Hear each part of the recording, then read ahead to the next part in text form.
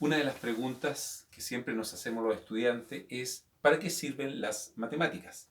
Y nosotros en esta cápsula vamos a responder en un poquitos minutos eh, cómo una persona usando las matemáticas pudo resolver una incógnita de manera muy efectiva, eficaz y de una manera muy ingeniosa.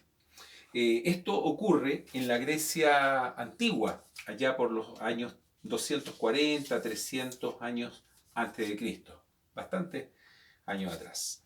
¿Quién era este señor? Él se llamaba Eratóstenes.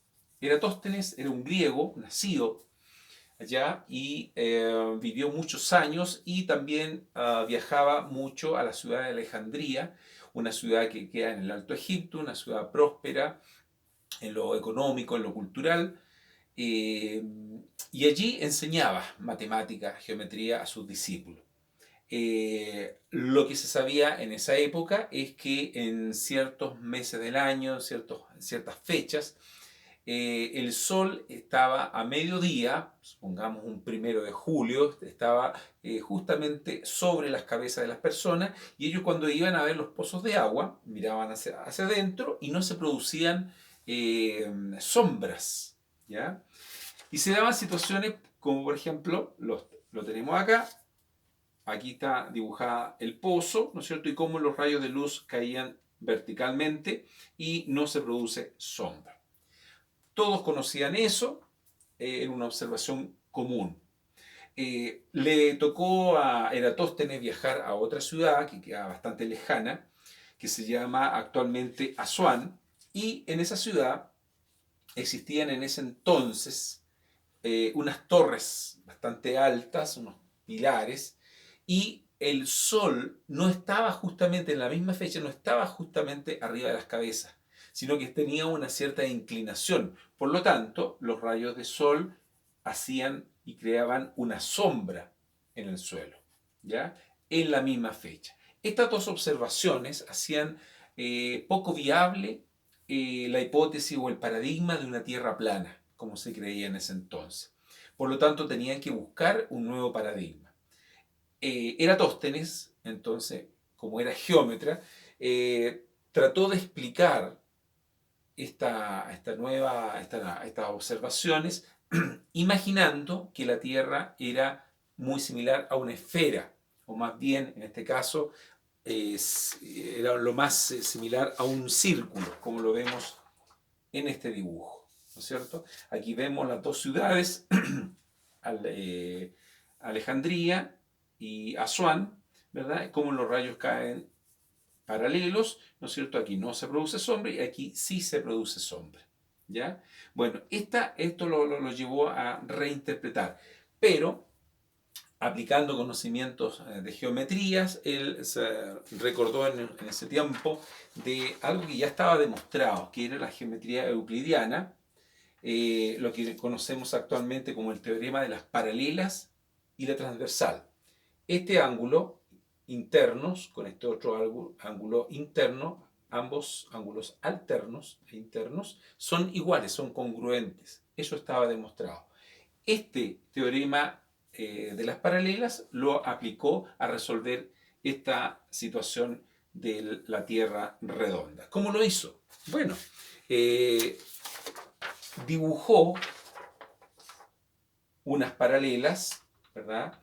Aprovechando una línea hacia lo profundo de esta esfera, hasta llegar al centro de esta Tierra, y también lo hizo a nivel de las torres de Asuán. Y se generaba esta transversal.